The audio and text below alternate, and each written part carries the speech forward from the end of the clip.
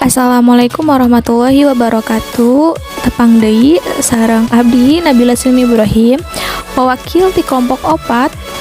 Di dieu abdi sareng kelompok abdi bade ngadugikeun materi ngeunaan carita wawacan. Anu kelompokna nyaeta aya Evelina Amelia, Rana Nur Azkia, Siti Masito, Hilda Aulia sareng abdi Nabila Silmi Ibrahim. Di dieu materi wawacan ieu tingkatana kanggo SMA kelas 11.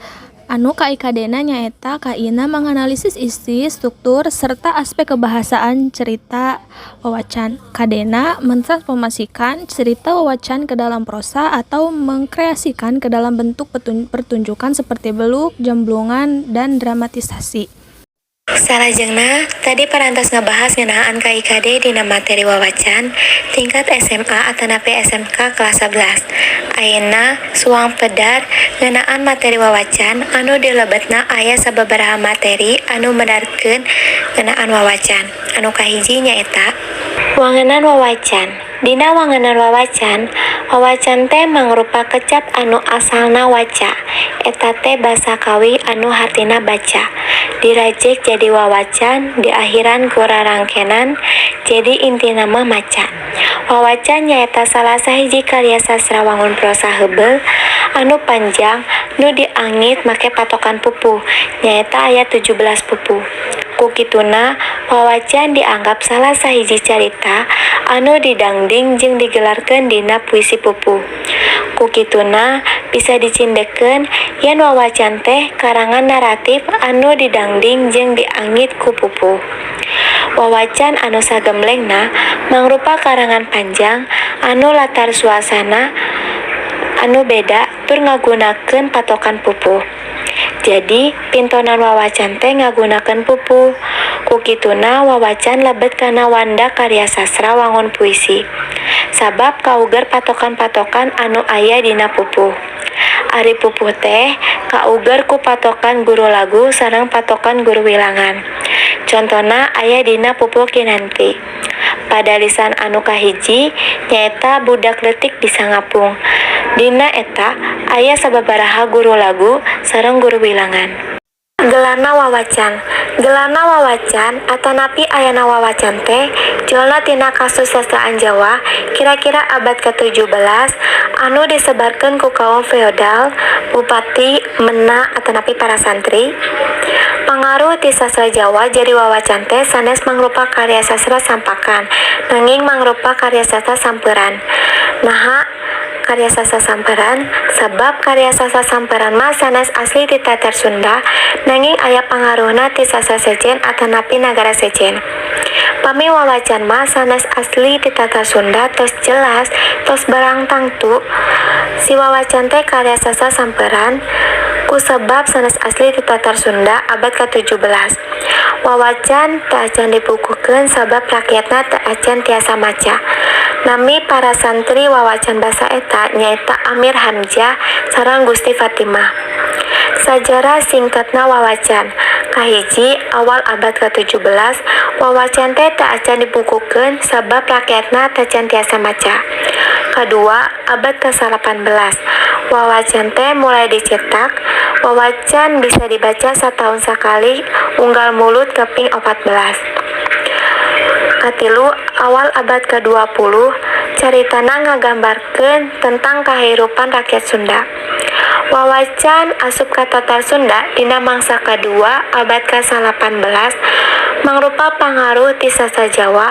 Ku kituna wawacan kaasup kana jenis karya sastra sampeuran. Katilu, maluruh unsur wawacan. Wawacan teh mibanda unsur strukturna umum nyaeta manggalang sastra atanapi alofon, eusi jeung panutup atanapi kolofon. Pek tengetan ieu contoh di handap. Anu kahiji nyaeta manggalang sastra. Eusina sanduk-sanduk atanapi nuhunkeun widih ka maha kawasa sareng kakaruhun. Anu kadua nyaeta eusi. Nyaeta pokok carita tina wawacan dina ieu bagian dicaritakeun carita babat ti mimiti kajadian lalampahan tokoh sareng konflik. Anu katilu kolofon. Pernahna dina akhir carita minangka panutup. Eusina titi mangsa ditulis atanapi disalina eta wawacan. Ayeuna dina ciri-ciri wawacan teh nyaeta aya nu kahiji aya mangrupa karangan narasi atawa carita, anu kadua jalan caritana panjang, nu katilu kaasup kana wangun karangan ugeran, nu kaopat dianggit make patokan pupuh, anu kalima ditepikeunana ku cara ditembongkeun atawa dibeluk, anu kagenep para palakuna umumna jalma linuhung, anu katujuh kanyahoan nu ngarang jeung waktu nulisna, nu kadalapan jalan caritana umumna ngandung unsur pamolahan jeung anu terakhir nu kasalapan nyaeta dipidangkeun dinu acara hajatan sapertos salametan orok atawa kawinan jeung sajabana. Rupa-rupa wawacan teh nyaeta aya dua. Wawacan anu nyaritakeun nabi jeung wawacan anu eusina ngeunaan tatanen jeung ubar. Ayeuna urang pedah heula wawacan anu nyaritakeun nabi. Di antaranya nyaeta aya wawacan Nabi Paras, wawacan Mi'raj Kanjeng Nabi Muhammad sallallahu alaihi wasallam, wawacan sajarah Ambiya, wawacan layang Syekh, wawacan babad Ambiya. Nah, wawacan anu asalna tina babad oge aya sababaraha rupi, di antarana nyaeta aya wawacan babad Cirebon, wawacan babad Banten, wawacan babad Tibanganten jeung wawacan babadat Dogdog jeung sajabana. Ayeuna salajengna nyaeta ya wawacan anu eusina ngeunaan tatanen jeung ubar. Dina sababna leuwih bisa dibaca ku masyarakat tibatan tinulis dina wangun prosa lancaran. Tapi lolobana wawacan mangrupa wangun fiksi, boh eta dina basa Sunda, boh wawacan nu ti basa Jawa. Sapertos kieu contona. Wawacan Rengganis, wawacan Damar Wulan, wawacan Angling Dharma, wawacan Dewi Ruci jeung sajabana. Wawacan sejena nyaeta aya wawacan Among Sari jeung Lembur Sari, wawacan Umar Maya, wawacan Pranata Istrika Caroge, wawacan Muslimin Muslimat, wawacan Sulanjana, wawacan Panji Wulung, wawacan Adat Ngurus Orok, wawacan Angling Dharma, wawacan Indra Putra, wawacan Aji Saka, wawacan Damar Wulan, wawacan Gandasari, wawacan Ratu, wawacan Batara Rarma, wawacan Rusiah Nukasep, wawacan Rengganis, wawacan Minataraga, wawacan Iman Ilmu Rejeng Amal, wawacan Purnama Alam, wawacan Mayang Purwa, wawacan Mahabharata, wawacan Cariyos Munada, jeung wawacan Prabu Kean Santang. Aina lajeng kana kamakaran wawacan di Tatar Sunda. Anu kahiji nyaeta tahap nyalin. Dina tahap nyalin teh jadi psikolog baheula teh nyalin si wawacan, tapi masih dina basa nu sarua nyaeta basa Jawa. Anu kadua aya kahayang narjamahkeun ti basa Jawa ka basa Sunda. Anu katilu nyipta carita anyar anu diadaptasi tina carita nu geus nyampak. Jadi maksudna teh kieu, psikolog baheula nyiptakeun carita anyar tapi diadaptasi ti carita anu geus nyampak kaya ning dongeng, hikayat, babad jeung rea-rea deui. Anu terakhir nyata nu kaopat dibukukeun. Tah, sabada aya teknologi cetak, nembe si wawacan teh dibukukeun. Jadi satacan nama tacan dibukukeun jadi masih mangrupa lembaran-lembaran. Pintonan wawacan disebut oge pintonan beluk. Matak dina sawatara daerah mah jarang pisan aya nu nyarios tuh aya pagelaran wawacan. Tapi biasana disebatna pintonan beluk. Tuh itu aya pagelaran beluk sanes pagelaran wawacan. Jadi ilaharna pintonan wawacan teh disebutna pintonan beluk. Patalina wawacan, guguritan jeung pupuh. Guguritan anu oge disebut dangding teh karangan wangun ugeran atanapi puisi anu pondok nu disusun dina hiji wanda pupuh. Disebut pondok lamun wangunna dibandingkeun jeung wawacan.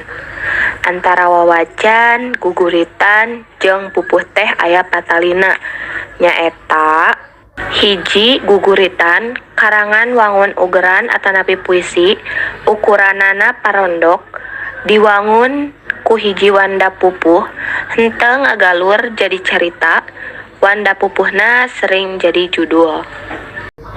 Anu kadua wawacan karangan wangun ugeran atanapi puisi ukuranana panjang diwangun ku rupa-rupa wanda pupuh ngagalur jadi carita.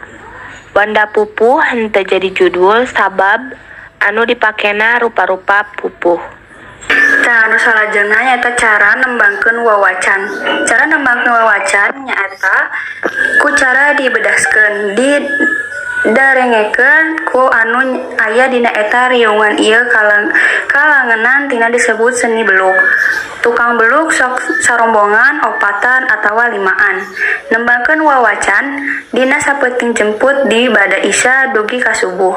Sedengkeun wawacan anu dianggap sakral nyaeta wawacan Ogin, wawacan Ahmad Muhammad, wawacan Layang Syekh, jeung wawacan Abdul Qadir Jailani. Tadi dia aya contoh kasenian Sunda Buhun beluk.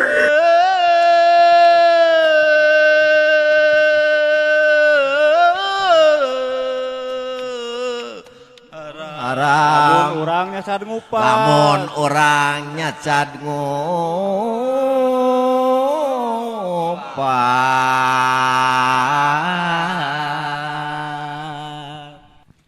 Aya hiji istri nu jaman baheula. Aya hiji istri nu jaman baheula. Estuning istri nu alim. Estuning istri nu alim. Eta turunan ulama. Carogena teh ngupat. Tapi sajeroning ati. Tapi sajeroning ati. Ieu ngupatna. Nabat pamajikan aing. Salajengna supaya hidup langkung paham ngeunaan materi wawacan anu tos didugikeun, pek jawab 5 patalekan anu dihandap ieu. Panginten mung sakitu anu tiasa didugikeun ti kelompok 4, kurang leuwihna nada dihapunten. Dipungkas wallahul muwaffiq ila aqwamit thoriq. Wassalamualaikum warahmatullahi wabarakatuh.